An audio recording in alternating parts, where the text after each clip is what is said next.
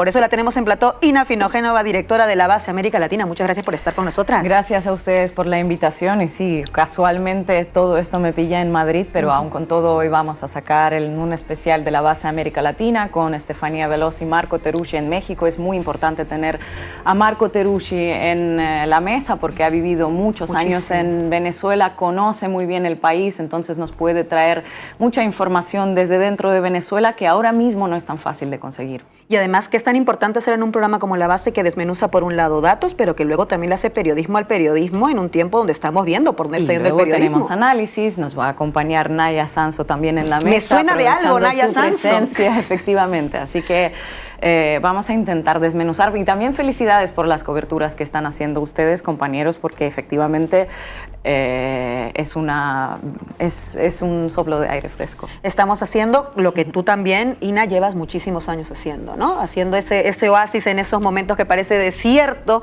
en el ecosistema mediático. Yo te quería preguntar, primero, antes de abrir un poco ya más juego con la mesa, es si tú tuvieras que decir, a partir de que están preparando esta especial de La Base, sin darnos todos los spoilers, pero como las claves principales o, digamos, lo más relevante que tú dirías que es lo que estamos enfrentando a raíz de los sucesos del 3 de enero, es decir, de ese secuestro, de esa intervención de los Estados Unidos en suelo de América Latina, ¿cuáles dirías que es como lo principal a lo que deberíamos poner el foco en este momento? A ver, yo creo que estamos presenciando el quiebre ya definitivo del orden mundial basado en reglas. Ya hemos visto, habéis estado comentando cómo empezó con Gaza. Ni siquiera empezó con Gaza, empezó muchísimo antes.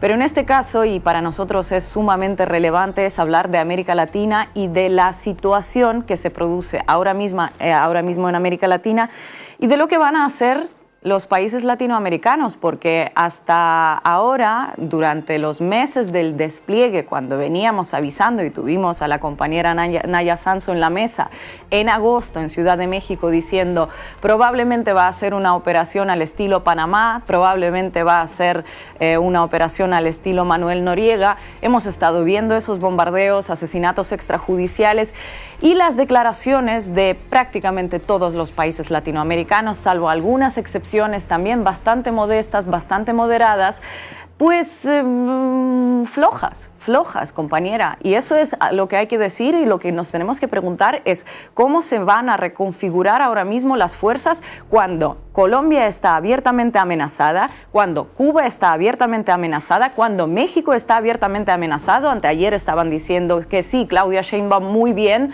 pero gobiernan los narcos, lo ha dicho Donald Trump. Después de todas estas declaraciones, después de las declaraciones de Marco Rubio y después de todo lo que hemos visto en Venezuela, ¿vamos a seguir pensando que esto es un farol, que no va a pasar nada, que esto no, lo está diciendo, pero luego va a recular? Yo creo que es el momento de pensar cómo se va a reunir los países de América Latina para ver cómo enfrentan esta amenaza, porque para desarrollar un programa nuclear propio andan bastante cortos de tiempo, vamos a ser sinceros, porque en este mundo en el que estamos viviendo ahora mismo parece ser que no queda nada de diplomacia, queda la fuerza bruta y quedan programas nucleares, que es lo único que puede disuadir a estos países, sin que esto suene a apología. Es que parece ser que lamentablemente la realidad es así. Como ningún país latinoamericano está a tiempo, tenemos que ver qué se va a hacer a partir de ahora. Y después podemos hablar de lo que pasó en Venezuela, de cómo sucedió lo que sucedió, cómo ingresaron estos helicópteros, por qué no fueron derribados, quién traicionó o no traicionó. Creo que nos faltan elementos ahora mismo para elucubrar, ¿no?, en torno a lo que sucedió ahí. Vamos a ver en los próximos días, meses, semanas, espero que se aclare algo, pero lo más importante es cómo se va a articular esta respuesta, porque no hay freno alguno. Sobre todo considerando que si no es articulada no va a ser. Llevamos diciendo mucho tiempo que esto no es que va a vencer o va a poder pelear contra los Estados Unidos de Donald Trump. Perú solo, Chile solo, Brasil solo, Argentina. Eso es imposible, es completamente ingenuo, por decir una palabra suave. Denunciando las reacciones de la Unión Europea que están siguiendo la situación. Sí, es el doble estándar, es absolutamente vergonzoso. Tampoco nos esperábamos otra cosa de ellos, vamos a ser sinceros, pero yo creo que lo que está sobre la mesa ahora mismo, lo que está realmente en juego es la soberanía latinoamericana, que vemos que ningún país es soberano. Y todas estas declaraciones y las muestras de preocupación valdrán algo cuando vayan a por el siguiente. Pero, y no solamente el petróleo, porque pienso también, por ejemplo, en el triángulo de litio, ¿no? O sea, también el interés que tiene, o sea, porque si hay algo que somos los países del sur global, es ricos. Claro. Nos empobrece el norte global, eso es otra cosa. Pero somos ricos en recursos naturales. Y esto Estados Unidos lo sabe no desde Donald Trump en Casa Blanca, lo sabe hace tantísimo tiempo. Plan Cóndor, por recordar algunas cosas, la misma doctrina Monroe, ahora con el corolario Donald Trump, pero vamos, que esto tampoco lo creó Donald Trump, la doctrina Monroe. O sea, por eso me parece importante poner ese foco en los recursos. Pero había una cosa que decía Ina, que yo creo que, insisto, 2025 era el año en el que podíamos sorprendernos. Pero, no sé, a mí mi mamá me enseñó, si te engañan una vez, no, es culpa del que te engaña. Si te engañan 2 veces, ya es tu culpa. En 2026 yo creo que ya no nos podemos sorprender. Y Donald Trump ha demostrado que no son faroles, que lo que dice, pues lo hace. De hecho, vamos a escuchar esto que decía Ina, porque quiero que lo pongamos para que lo puedan oír todos los que nos están viendo, porque a lo mejor se les ha pasado. Pero esto es lo que dijo Donald Trump antes de la rueda de prensa, en entrevista con Fox News, sobre México, literalmente, cuando tenía menos de 24 horas de haber secuestrado a Nicolás Maduro, dijo esto de México. Vamos a oírlo.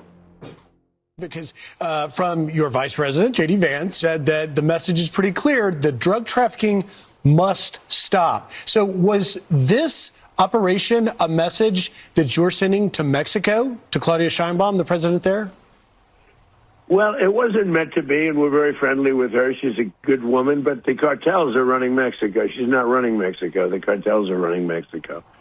And we could be politically correct and be nice and say, oh, yes, she is. No, she's very, she's very frightened of the cartels. They're running Mexico. And I've asked her numerous times, would you like us to take out the cartels? No, Mr. President. No, please. So we have to do something because we lost.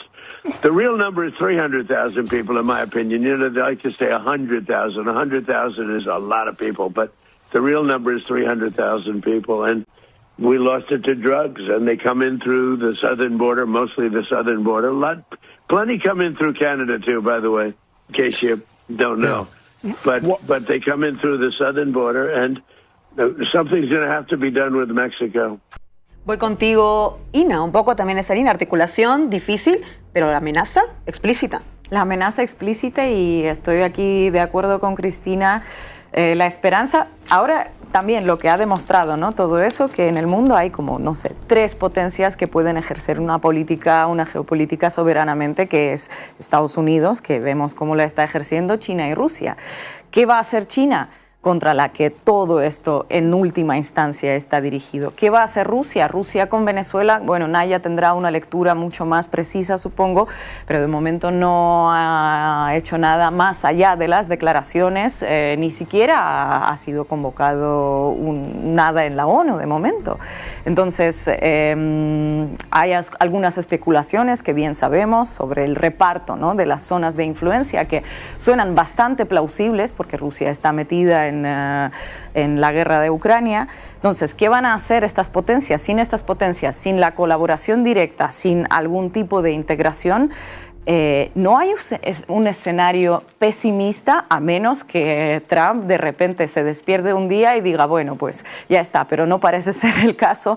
Por lo tanto, tenemos que atenernos a lo que dice el corolario Trump, a lo que dice la estrategia nacional, la nueva doctrina, y no tiene buena pinta. No tiene buena pinta, y a veces, precisamente lo comentaba también con el Nega, ser pesimista puede ayudar también a movilizar, a ponernos en clave de lo que nos estamos jugando en este contexto, que creo que además es relevante contarlo así, porque esto es exactamente eso. Mientras algunos hacen un llamado a volver a un orden que nunca lo fue y que claramente ya ha muerto, lo cierto es que a lo mejor hay que pensar que incluso esta especie de orden multilateral que nos comentaba Ina también supone un cierto desorden. También plantear esa clave. Decía Naya, ¿no? Me gustó mucho el uso del verbo navegar, ¿no?, en referencia a las políticas de Claudia Sheinbaum con respecto a Trump, y creo que es de momento lo único que les queda a estos líderes de América Latina, pues intentar navegar, un poco someterse, porque al final tu única Tu único objetivo ahora es que no muera gente, es que no te bombardeen y es que te dejen más o menos intactas las infraestructuras, a los civiles, porque no sabemos ni siquiera hasta ahora cuántas víctimas ha habido en Venezuela. Se habla de unas 40 personas. Tenemos las pero confirmadas 32 cubanos por el Sí. gobierno cubano. El New York Times habla de 80, del ESUR pero te da por otra el cifra. nivel de la Claro. destrucción, Muchísimo más. parece que pueden haber hasta centenares de Eso es. muertes. Y a ver si lo vamos a saber en algún momento. También estaría bien tener alguna política de comunicación desde Venezuela, porque todo lo que tenemos y la mayoría de las cosas que tenemos hasta ahora son